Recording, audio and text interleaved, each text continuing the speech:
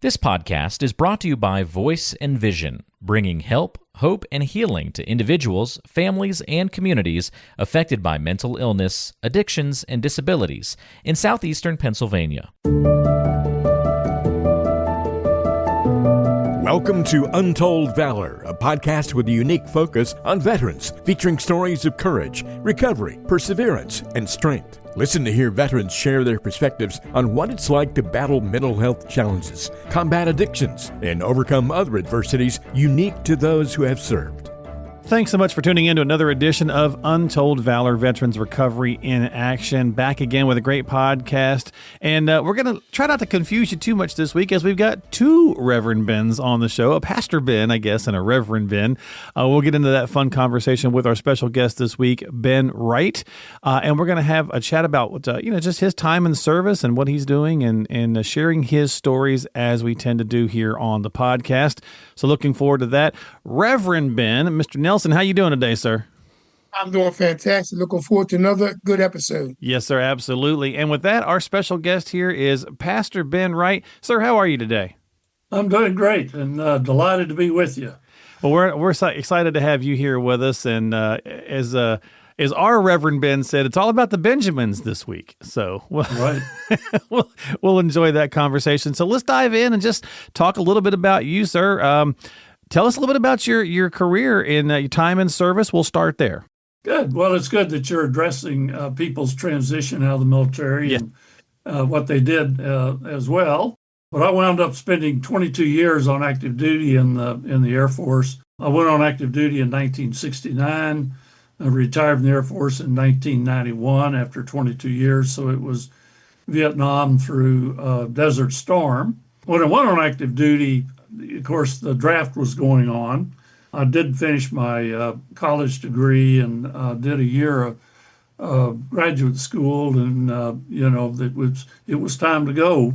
The draft board was knocking on my door. Yes, sir. And I looked at the options if I answered the draft or if I did something else. And I decided that if I had to do this, I would rather fly airplanes. So I volunteered to go to pilot training and went in the Air Force. I was interested in flying and aircraft, but, had no ambition towards a military career. But it, pushed me that way. So I did basic training, then officers training school, and off to pilot training. And after a year in pilot training, they actually, even though Vietnam was still going on, allowed me back into pilot training as a T-37 instructor because they were short on instructor pilots. Gotcha. And, people were starting to come back, some from Vietnam in 1971, but it was a 3-year controlled tour. So I served that at Laughlin Air Force Base, Texas at Del Rio. Very much enjoyed flying a primary trainer with student pilots. Learned a lot myself because I didn't have all that much experience myself at that point. I was going to ask you, did you have any passion about aircraft or when you decided to do that? Yes, or? I'd always, loved aircraft, but I hadn't, envisioned a military career in it. But you'd never flown before or anything when you went to the service, No, right? I had no flying experience. Nice. Okay, go ahead. Yeah, so I was starting from scratch.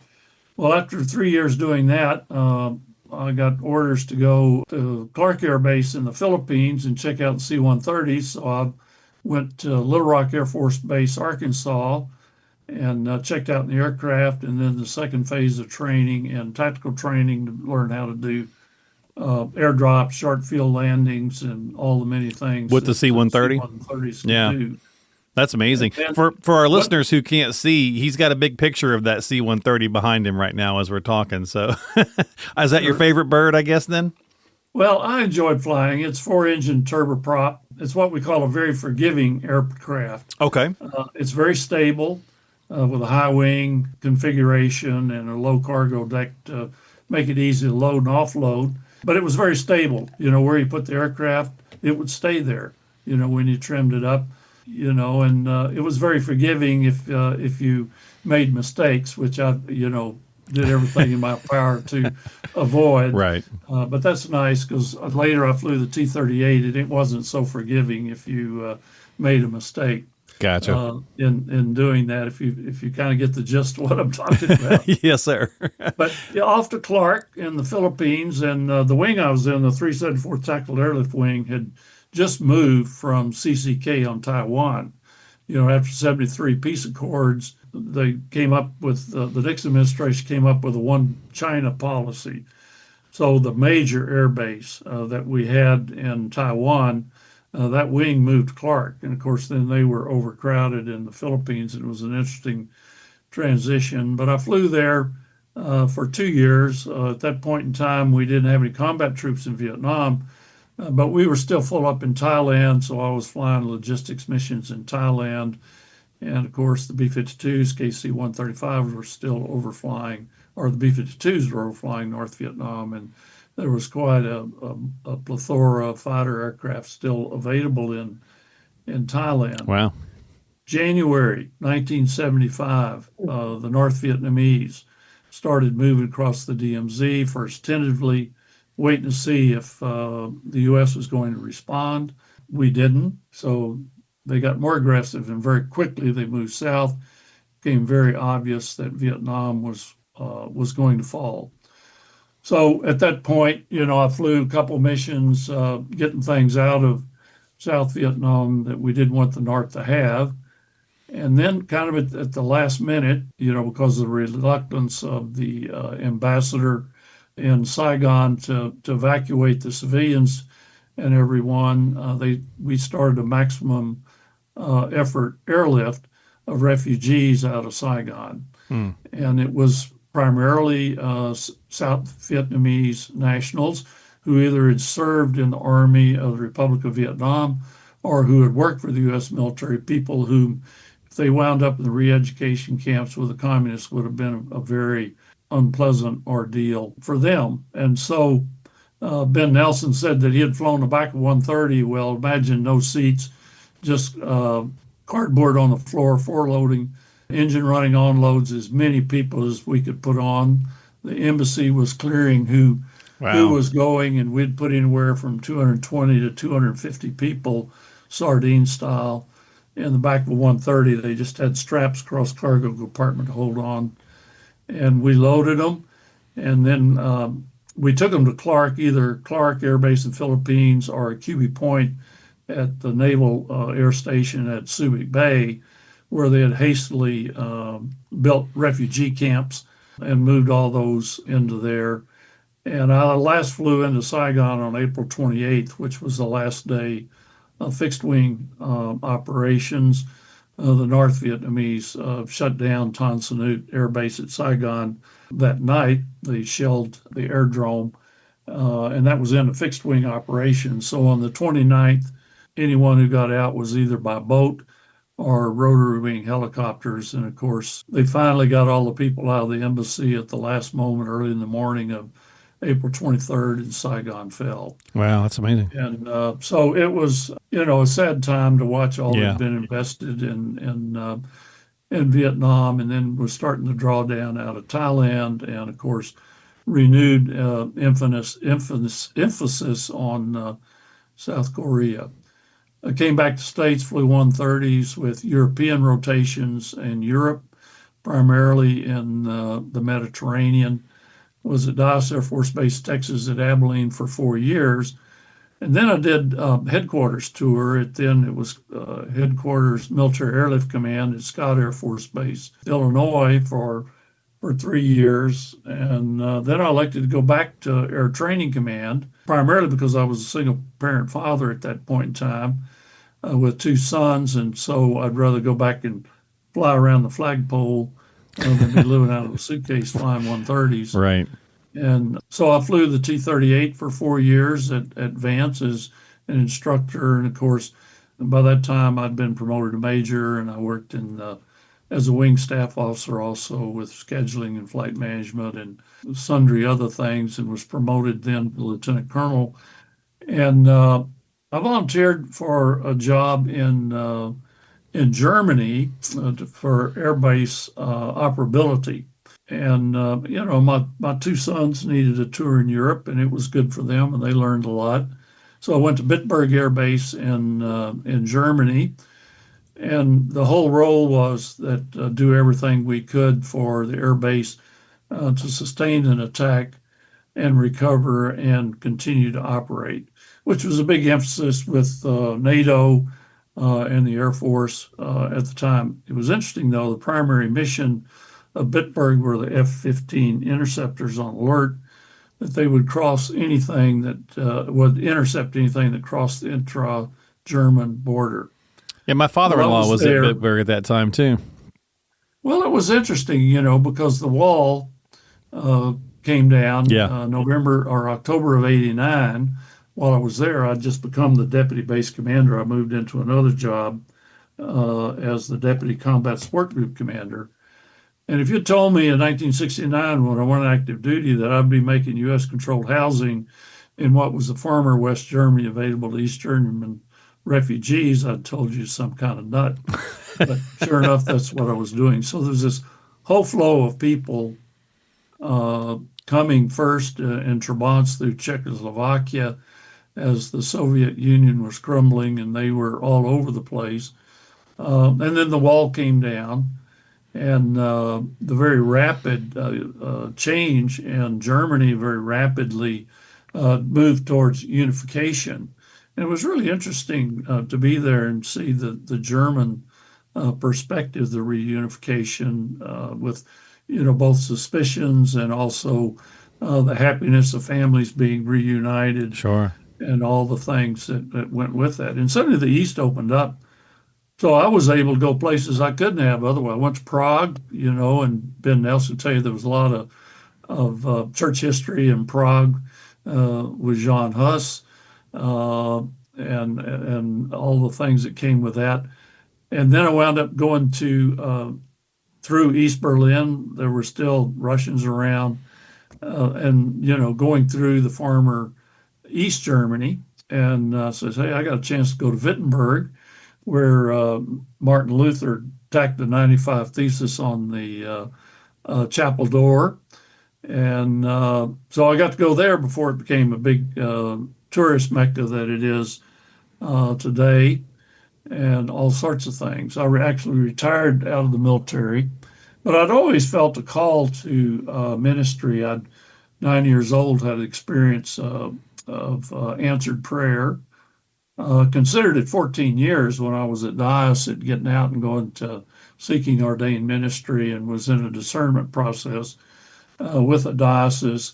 And now that discernment process was best for me to go ahead and retire from the Air Force and then go to seminary, which is what I did. Oh, okay.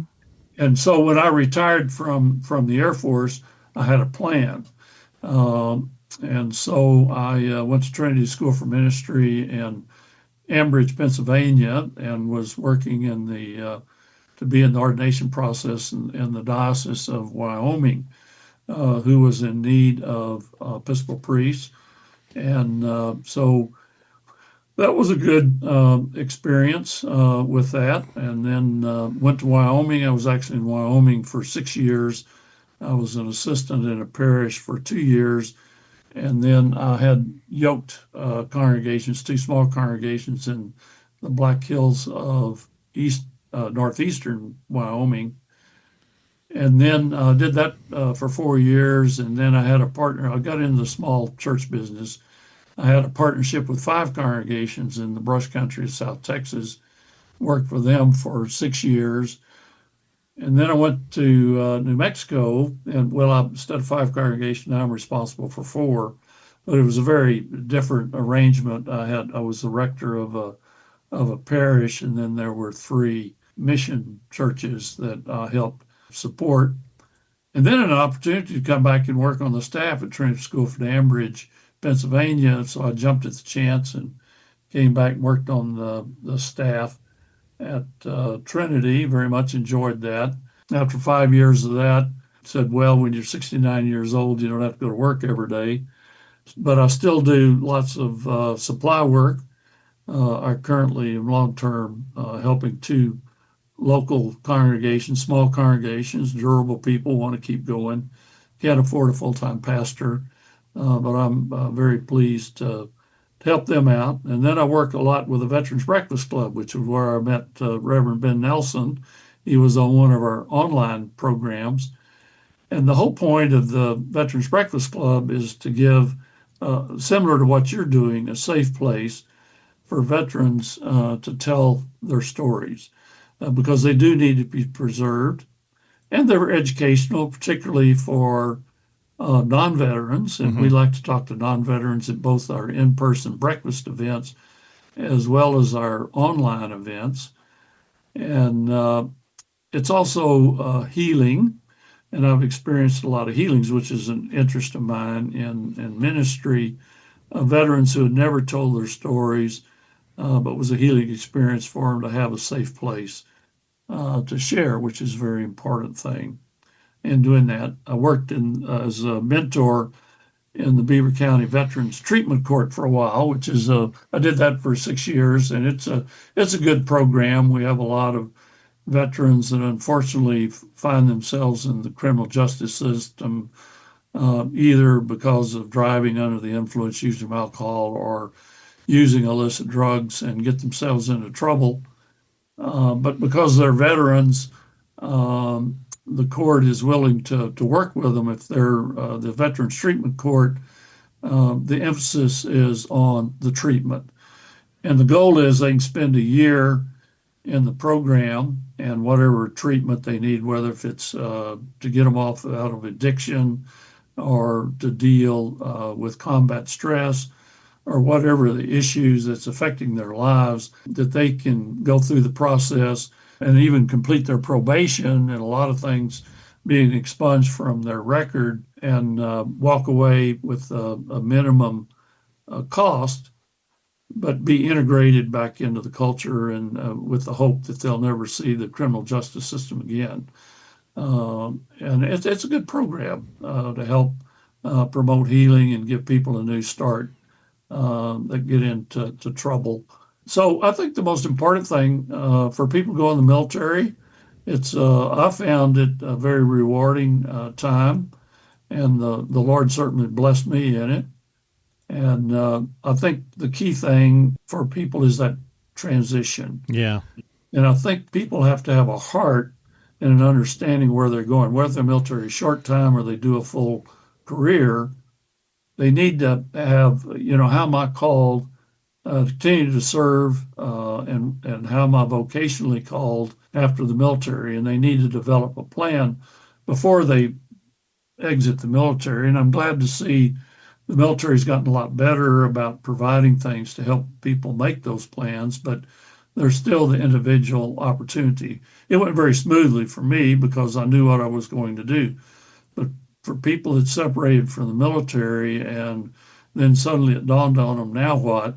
It could be, very challenging and difficult. So I would encourage people in the military to plan their exit and to work the what's next step with a long-term goal in place. That's great advice. Yeah, absolutely. Reverend Ben, other Reverend Ben, anything you want to jump in with? Taking me back to when I used to fly around in those C-130s and C-140s because they move a lot of cargo and a lot of personnel. But I wanted to ask you, Ben, because a lot of times aircraft are in a line of fire or normally targets for the enemy. Were you ever engaged in any fire towards you? I was the only place that I was really exposed to hostile fire was when we were airlifting those refugees out of Saigon. The North Vietnamese were knocking on the door. Our biggest concern was their 23 millimeter anti-aircraft guns, and they also had these shoulder-fired SA-7 Strela missiles, which was a Soviet-built missile very similar to the U.S. Army's Red Eye missile that taken aircraft down. In fact, they had ended the C-5 operations into Saigon after, you remember that catastrophe with the C-5 doing a baby lift that crashed off the end of the runway trying to return after a hydraulic emergency where they lost control of the vertical stabilizers the vertical elevator, so they were not able to control the pitch attitude of the aircraft. The worst military loss of life aircraft crash ever. Well, after that, no more C-5s, and because of the presence of the Strelas, they didn't want the C-141s anymore because they had a higher infrared signature than the C-130s, and the Strelas have an infrared tracking device on it. So we would depressurize at a safe altitude and do a random steep approach, that wasn't predictable to land. And we'd have a guy out each troop door with a flare pistol. And if they saw the plume of an SA-7, they could fire the very pistol away from the aircraft because it was a more intense flame to draw the missile away. To my knowledge, I didn't have any, and no bullet holes in the aircraft.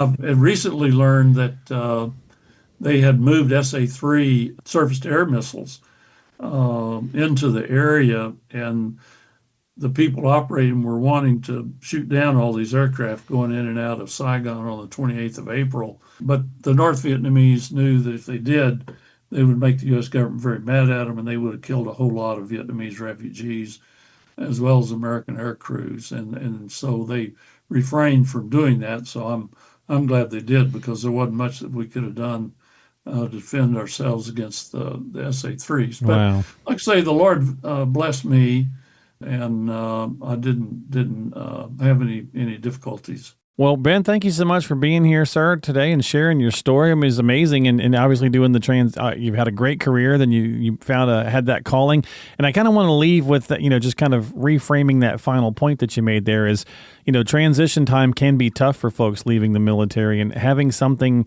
hopefully having something already in your mind that you want to do can certainly ease that, and you're a testament to that. Great. Yeah, I would encourage that for sure. Well, as always, folks, if you got questions or you need some help, reach out to the team. They can certainly help you. Our two Bens here met on that breakfast, so there's lots of different ways to get in contact with other veterans and share your stories. To Mr. Wright's point there, sharing those stories and preserving that information is a key and vital piece to also the healing as well. So if you've got some questions, need some help, don't forget to check the show notes. Every week every episode, we have different links in the resources there for you to click on should you need some help. That's going to do it this week here on Untold Valor. Thank you so much to our Reverend Ben Wright and our Reverend Ben Nelson for being here. And we will see you guys next time here on the podcast. Don't forget to subscribe to us on Apple, Spotify, and whatever podcasting platform app you enjoy using. Thank you. You've been listening to Untold Valor by Voice and Vision. We hope you found the information and resources discussed today helpful. As always, thank you for listening and for your support. Remember to stay connected with us through our various social media platforms, including Facebook, Instagram, and YouTube.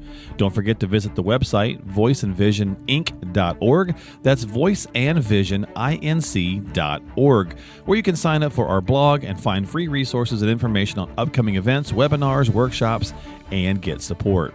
You can also access our free help and hope guide for individuals and families struggling with substance use and addiction. If someone you know is struggling, please reach out for help, because you and your life matter. Remember, the National Suicide and Crisis Lifeline is available to you at any time by dialing 988. We are all ambassadors of hope and recovery, and if you want to share your story, please contact us. Compeer Corps is also looking for veteran mentor volunteers and veteran participants. To find out more information about Compeer Corps, please call 610-541-0790. That's 610-541-0790. You can find all the links and contact information for the resources mentioned on today's episode by checking the description and the show notes section of your app. Thank you again for tuning in and for your support. Until next time, this has been Untold Valor.